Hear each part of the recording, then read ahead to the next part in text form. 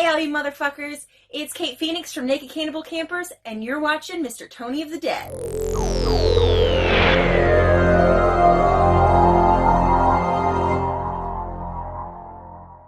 Hey everybody, what's going on? Mr. Tony of the Dead here, and I have another movie review for everybody out there. And this one's going to be on Rush Week. This is from Vinegar Syndrome, and it's directed by Bob Bralver. This movie follows Toni Daniels, and she's an aggressive student reporter, and she wants to find a story that, is going to put her name out there and everything. So she gets assigned this story for Rush Week, which is, fraternities and everything at college. And she digs a little deeper, and she finds out there's something else going on at college. There's women missing and getting, possibly killed, but they're going missing, and things are happening on campus that nobody's really batting an eye at. And then the campus has a history of what happened the year before. So she's trying to investigate all this, but somebody doesn't want her investigating it. Movie came out in 1989, but it says on IMDb that it wasn't released until 1991. So I'm going to go with 1989. But anyway, yeah, this is a first time watch for me. I literally just got done watching this maybe 10 minutes ago. I watched behind the scenes, not behind the scenes, but the interviews and that they have on here. But yeah, this was interesting because I believe I did have this on VHS before, but I didn't watch it. I think I sold it or something. And I'm looking, I'm like, I thought I had this, but yeah, I must have sold it. And I never got to watch it. So now I was reading it. Vinegar Syndrome put it out recently, and I'm reading the back, and I'm like, that sounds interesting. And then I saw music by the Dickies in here. I'm like, you have to watch that. I mean, the Dickies music is in here. I mean, have you seen Killer Clowns? Fantastic songs, like not just Killer Clowns, but they're a fantastic, band. So, gotta check this one out. So, put it in and watched it, and it was a fun movie. It was a lot of fun, a lot of cool, fun campus atmosphere. There was this fraternity called BDB, and they got kicked off of campus a year prior, and now they're back on campus, and they're known for having, wild parties and just being, obnoxious and yet, crazy with pranks and all that kind of stuff.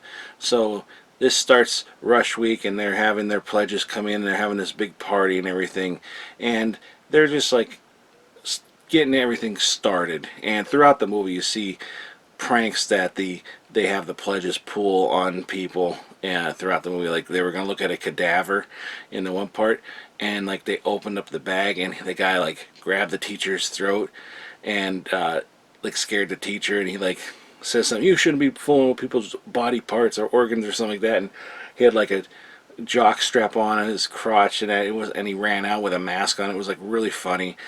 There was a lot of funny moments in this. Great songs, some corny songs. At the party they played like the first band that played was ridiculous, but the songs were catchy. Then there was other songs later on. Then they had a Halloween party later on as well, and that's when the Dickies played. And I'll be honest, I didn't realize it was them at first, because I don't really know what they look like. And then the singer started singing, and I was like, that's the Dickies. And that was a fun part too. Great atmosphere, a lot of fun. It looked really good. I obviously don't know what it looked like before, but it looked really nice, cleaned up, and it sounded good, and the captions were good. The bad things about this, though, is every kill except the very last one you do not see. It's all and then axe and scream and go to the next scene. You don't see it at all. You don't even see if they find the bodies or something.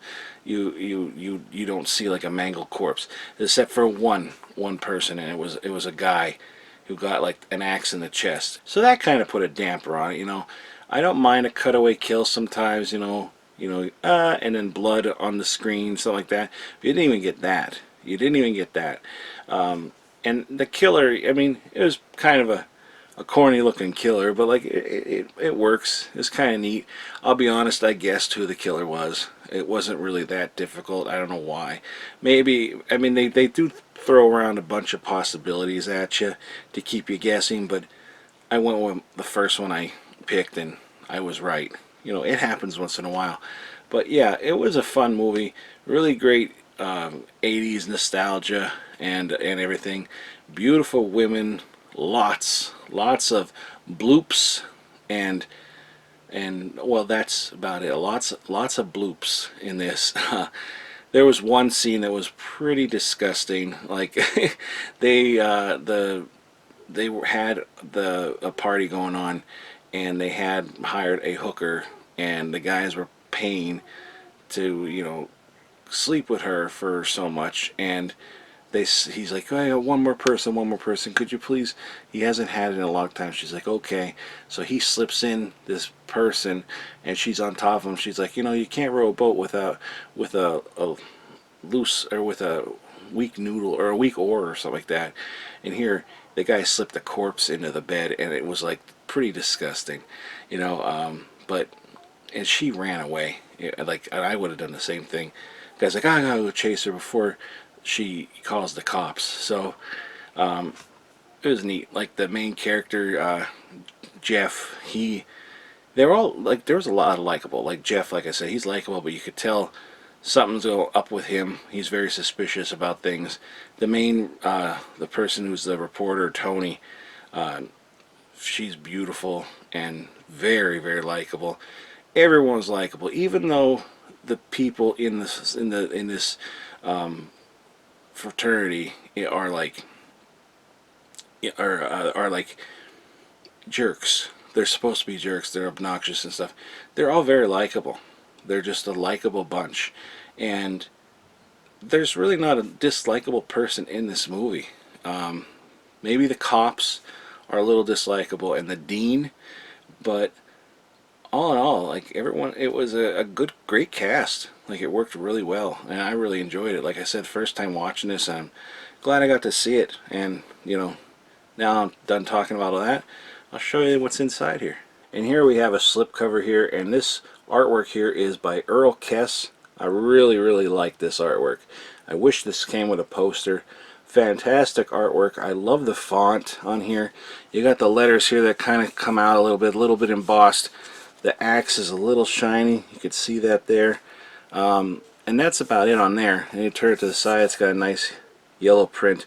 Also, when they show on the the title screen comes out, it looks really cool.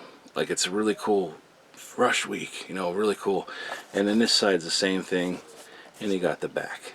And then you have the inside here. You got a reversible sleeve, and here's the new artwork, like I said, from Earl Kess. And then there's the back of that, and you can reverse it over to the original VHS artwork, which it's fine, but I definitely like the newer artwork better. The only thing really different, like obviously besides the pictures, is like that's purple with yellow font, and that's yellow with purple font. And then you have the Blu-ray here, and it is region A.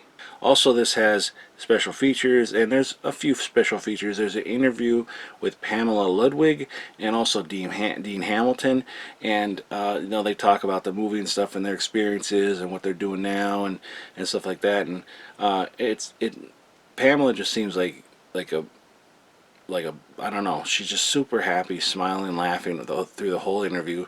She had such a great experience on the shoot of this, and how everybody became friends and all that. And then Dean, talking the same thing.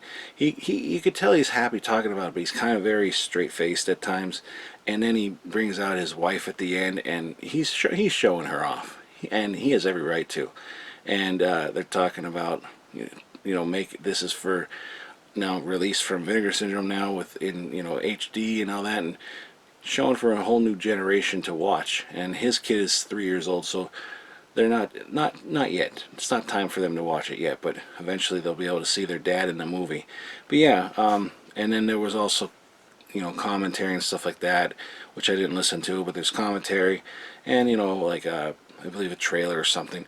But enough. The interviews were fine. They were like both 15 minutes apiece, and I enjoyed the interview. Very interesting. But yeah, cool B flick, from the 80s. It's not fantastic. It's not oh my god or anything, but it's fun. It's a fun cheesy flick, and it's a Guess Who kind of thing, and I enjoyed it. I definitely would watch this again sometime, and I think a lot of people would like this. It's your typical 80s slasher kind of movie. So if you haven't seen this one, check it out. It's a lot of fun, and pick it up at Vinegar Syndrome. You know, that's where you're going to find it. But yeah, that's all I'm going to say about this. So if you could please give this video a thumbs up, hit the subscribe button, follow me on any one of the social media links in the description box below. I'll put a link below for a trailer that you can go and watch, but like I always say, proceed with caution. The trailer might contain spoilers. Well, that's it, everybody. Thanks for watching. I'll talk to you later. Bye.